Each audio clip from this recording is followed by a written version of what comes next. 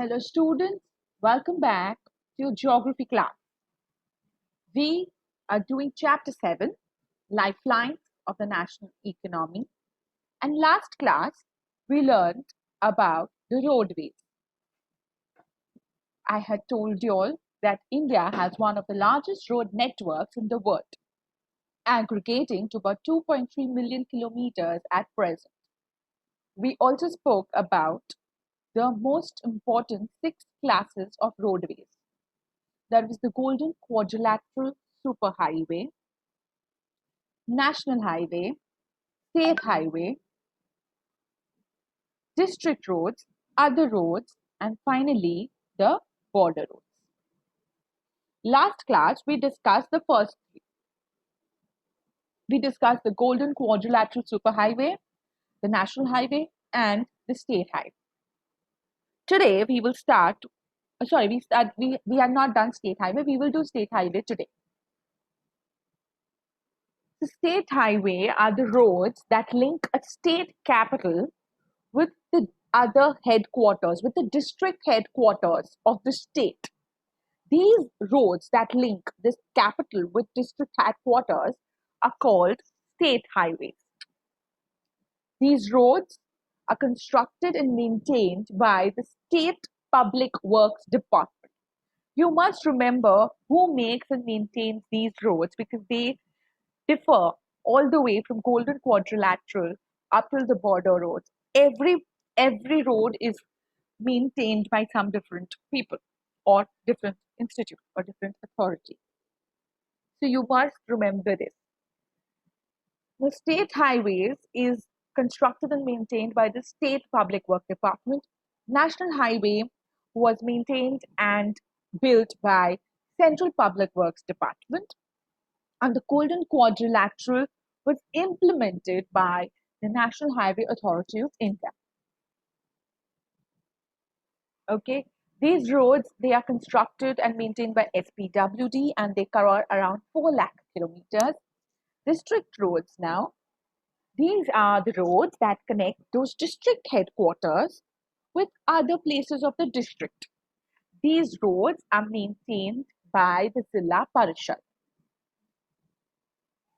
If we talk of the other roads, these are the rural roads. Rural roads are the ones that link rural areas and villages of the towns. Okay, these roads, they receive special impetus under the Pradhan Mantri Gramin Sadak Yojana. I repeat, they receive special impetus under Pradhan Mantri Gramin Sadak Yojana. Under this scheme, special provisions are made so that every village in the country is linked to a major town in the country by an all-seasonal motorable road. So what does this Pradhan Mantri Gramin Sadak Yojana do is it gives special provision, especially to the villages, to make sure that every village in the country is linked to at least one major town of the country, and they are also linked to a seasonal motorable road. Okay, now in your textbooks on page number 83, there is an image of the Indian National Highways. This has the Golden Quadrilateral also in it, and there is the National Highway number 5. All the numbers are also given with all the national highways are marked along with the numbers. So I want you to write down, last class I had told you all to write down a few. I actually want you all to write down in your notebooks from National Highway number 1 to National Highway number 10, each road which connects from where to where. Only the first 10 National Highway numbers. Okay? You've already done a little. Just it's okay if it's not in the correct order because I told you all a few numbers in the last class. But I, after later on an afterthought, I felt you should know the first 10 at least. Now, talking of border roads. Now, apart from all the roads that we have talked about, there is a border road organization which is a government of India undertaking, okay, and this constructs and maintains roads in the bordering areas of the country. This organization, that is the Border Roads Organization, was established in 1960, and it was established for the development of roads of strategic importance, especially in the northern and the northeastern borders. These roads, they have improved accessibility in the areas of difficult terrain, and they have helped in the economic development of these areas. So, if there is a road near the border that needs to be built at a particular place where the terrain is very difficult, but if the road is built over there, there is strategic importance to the government of India, then the Border Roads Organization will implement, build, and construct as well as maintain these roads. Now, after a few of these roads have been made, these roads has improved the accessibility in these difficult terrain areas and also helped in the economic development of these areas, which in turn help in the economic development of the country. Now, last class only I had discussed with you that roads can also be disclassified on the basis uh, on the type of material that was used for the construction. That was either they are metalled roads or they are unmetalled roads. Metalled roads may be made out of cement or concrete or even bitumen of coal. Therefore, these are also called as all-weather roads. And the unmetalled roads, they go out of use every rainy season.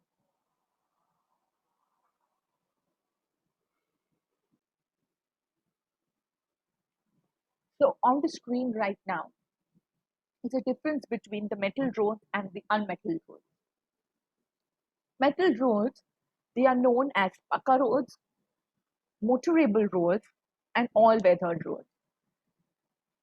Unmetalled roads are called Kacha roads or non-motor roads.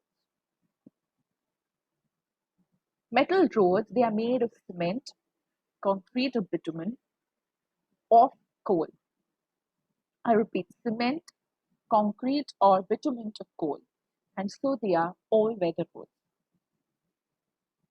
Unmetalled roads are made of sand, brick, or stone, and they go out of use in the rainy season. Heavy vehicles can move on the metalled roads. Only light vehicles can move on the unmetalled roads. So can you see that? Can you differentiate between metalled and unmetalled over here? Only number one is metalled. Two, three, and four, they are all unmetalled roads. Can you see the difference between the two? I'm sure you must have come across a few of these in your lives. Now, the length of the road per 100 square kilometers of area is known as the density of roads. Now, distribution of roads is not uniform in the country. Density of all roads, they vary from 10 kilometers in Jammu and Kashmir to 375 kilometers in Kerala. And the national average of the road density is 75 kilometers. Now, these are all statistics of 1996-97. That's pretty old. Can you find out the new statistics? And if you do, please share with me. Road transportation in India, they face a lot of problems. Keeping in mind the volume of traffic, passengers, and the amount of cars we have, the road network is inadequate. About half, about 50% of the roads are unmetalled, and this limits their usage during the rainy season. The national highways are inadequate too. Also, The roadways are highly congested in the cities, and most of the bridges and culverts are old and narrow.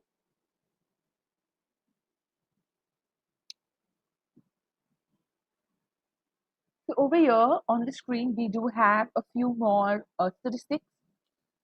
Average national average of road density in 2011 is 143. Let's find out what is it 2020. Now, what are the problems of the Indian road? What are the disadvantages of the Indian roads? Number one, the road network is inadequate, especially with the amount of traffic we have, the volume of traffic that we have. Oh my God.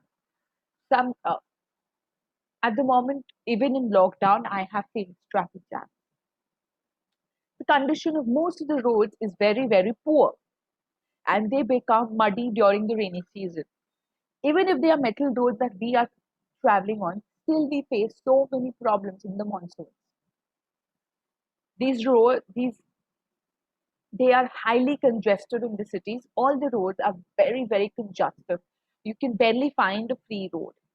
Most of the roads they lack the side amenities like telephone booths, emergency health services, police station. Not every road has it. Sometimes if you're traveling and you want to go to the washroom also, you have to travel quite a distance to get it.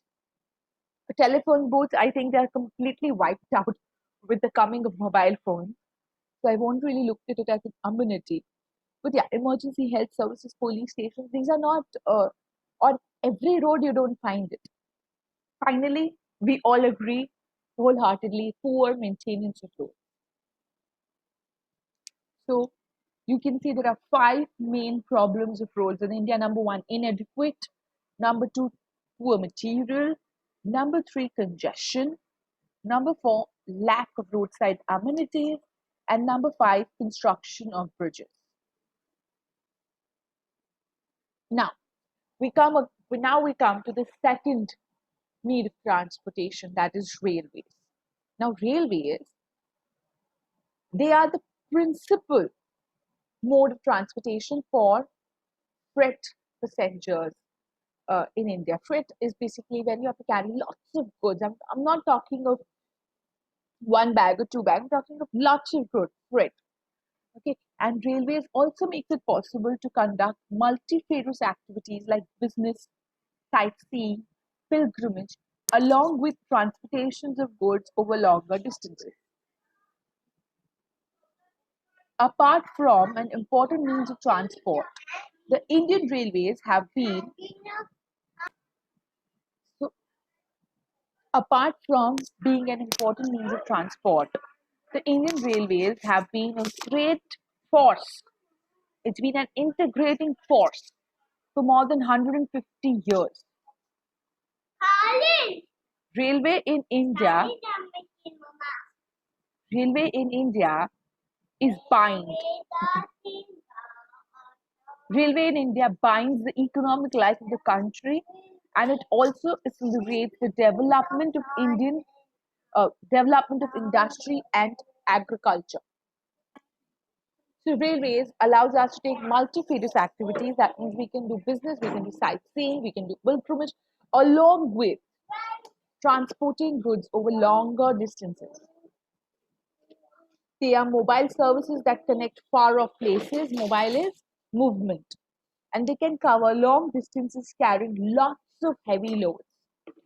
They are inexpensive, they save time, and they enhance the trade, especially in the domestic sector.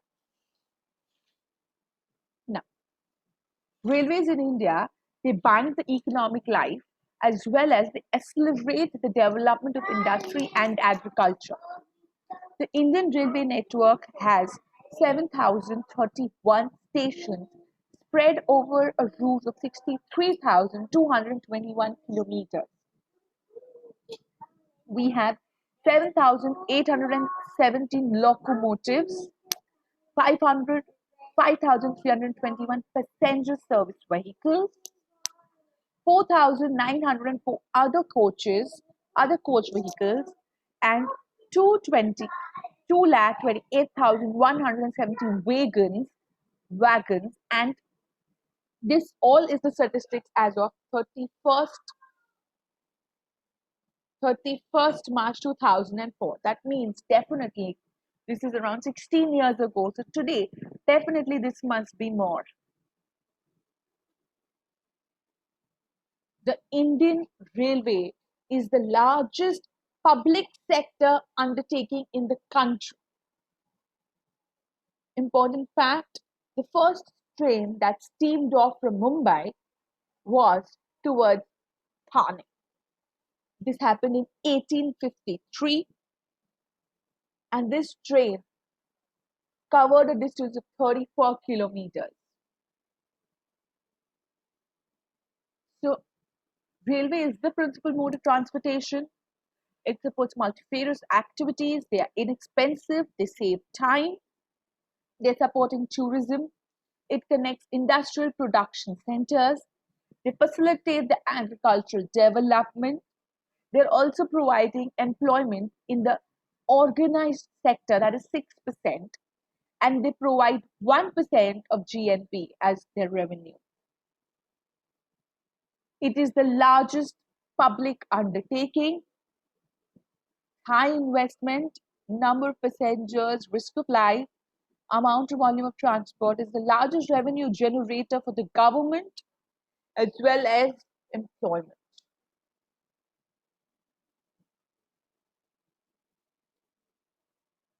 Today, Indian Railways is reorganized in 16 zones. So your research work for this class is on page number 85 of your textbook. There's an activity. Find out the current railway zones and their headquarters. And you will also locate these headquarters of railway zones on the map of India.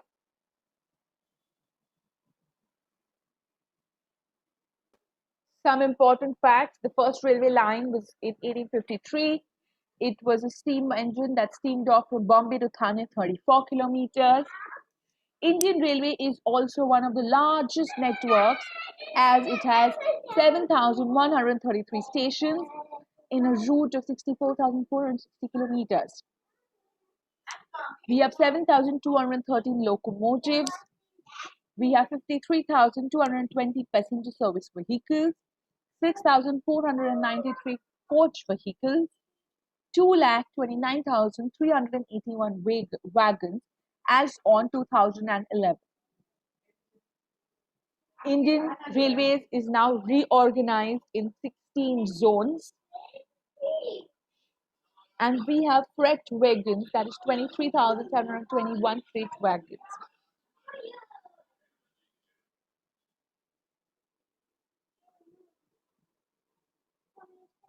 Now, the distribution pattern of the railway network in the country is largely influenced by the physiographic, economic, and the administrative factors.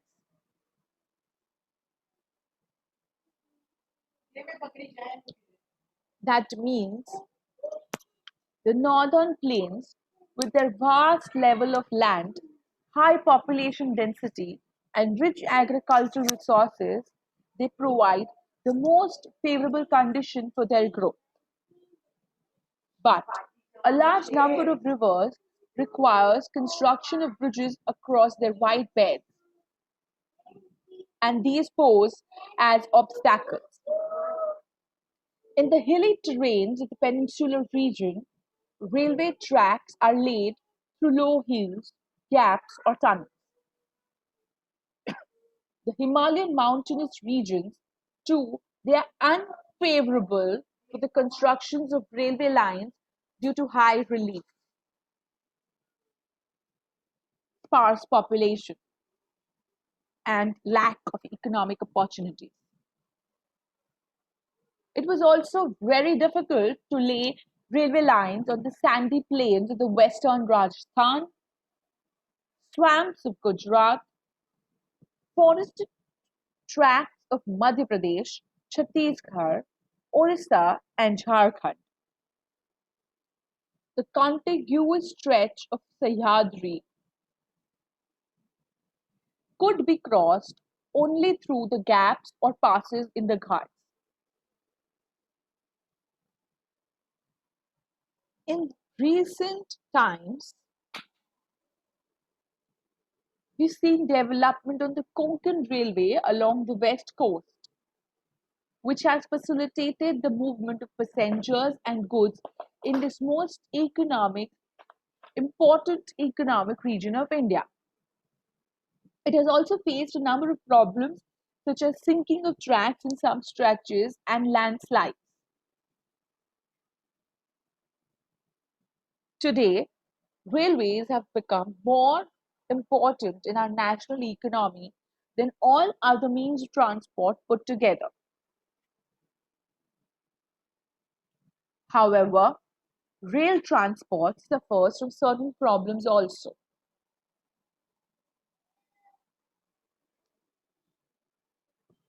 Many passengers travel without tickets. There is theft and damage of railway property, and this has not stopped. People stop the trains and they pull the chain unnecessarily, which causes heavy damage to the railways. Can you think of two ways how you can help railways run as per the scheduled time? So, summing up,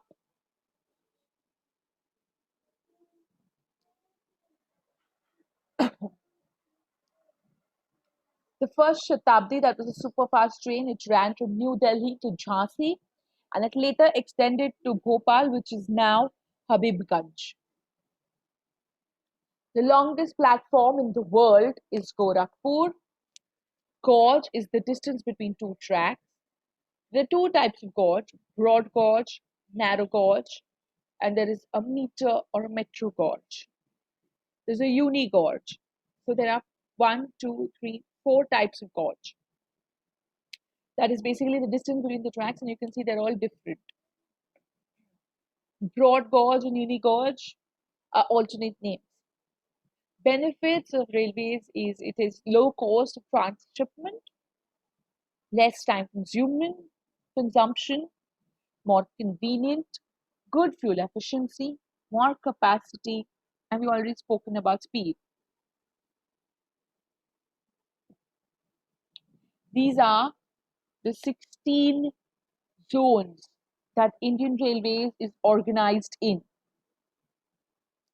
The legend of this map indicates broad gauge lines, other broad gauge lines, meter gauge, narrow gauge, under gauge, major railway junctions, and other stations.